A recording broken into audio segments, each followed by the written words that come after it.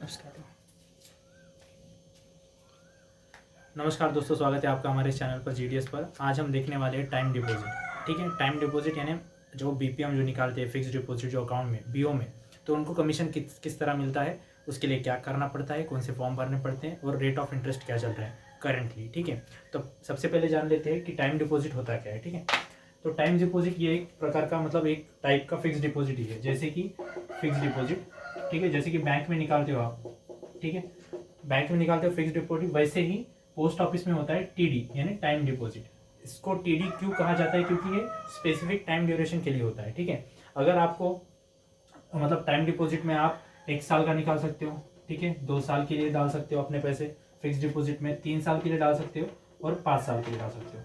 4 year का कोई option नहीं है यहाँ पे। ठीक है, और फिर अगर आपको पैसा डबल करना है, ठीक है, अगर पैसा डबल करना है तो ये आता है किसान विकास पत्र करके। ठीक है, इसमें आप पैसा डाल सकते हो। ये 10.4 मंथ्स के लिए होता है। ठीक है, 10 साल 4 महीने के लिए होता है। इसमें पैसे डबल हो जाते हैं। ठीक है, लेकिन हम बात करने वाले हैं सिर्फ और सिर्फ टीडी मतलब टाइम डिपॉजिट की। ठीक है, तो 1 ईयर के लिए अगर आप पैसा डाल रहे हो तो उस पर आपको इंटरेस्ट रेट मिलेगा 5.5%। ठीक है, 2 साल के लिए और 3 साल के भी डालोगे तो उतना ही रेट ऑफ इंटरेस्ट है। ठीक है, 1, 2 और 3 साल के लिए कॉमन रेट ऑफ इंटरेस्ट है, लेकिन अगर आप 5 साल के लिए डाल रहे हो तो आपको यहाँ पे 6.7% इंटरेस्ट रेट मिलेगा, जो सभी बैंक से ज़्यादा है। ठीक है, पोस्ट ऑफिस के सभी अकाउंट्स में इंटरेस्ट रेट जो है वो सभी बैंकिंग कंपेयर में ज़्यादा है। ठीक है, तो ये तो हो गया इंटरेस्ट रेट। ठीक है, अगर कोई कस्टमर आता है और आपके पास अकाउंट निकालता है, ठीक है, टीडी के फिक्स डिपॉजिट के अकाउंट निकालता है, तो बीपीएम को कमीशन मिलता है। ठीक है, टीडी के ऊपर कमीशन मिलता है। तो ये कमीशन कैसे मिलता है और कितना परसेंट मिलता है? ठीक है, रेट ऑफ इंटरेस्ट क्या है? अगर कोई 1 साल के लिए या फिर 2 साल के लिए निकालता है, ठीक है, तो उस पर आपको कमीशन मिलता है 0.5%। ठीक है, अगर कोई 3 साल के लिए निकालता है तो उस पर होते हैं 1%। ठीक है, और अगर 5 साल के लिए निकालता है तो इस पर होता है 2%।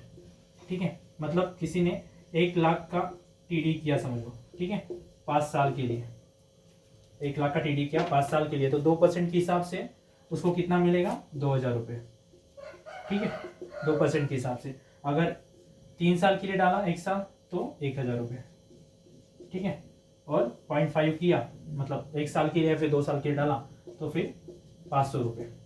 ठीक है, तो कमीशन कैसे मिलता है? जैसे आप टीडी के लिए मतलब अकाउंट निकालोगे, ठीक है, बीओ में आप अकाउंट निकालते हो, अकाउंट निकालोगे, उसके बाद पासबुक के लिए भेजोगे सब ऑफिस।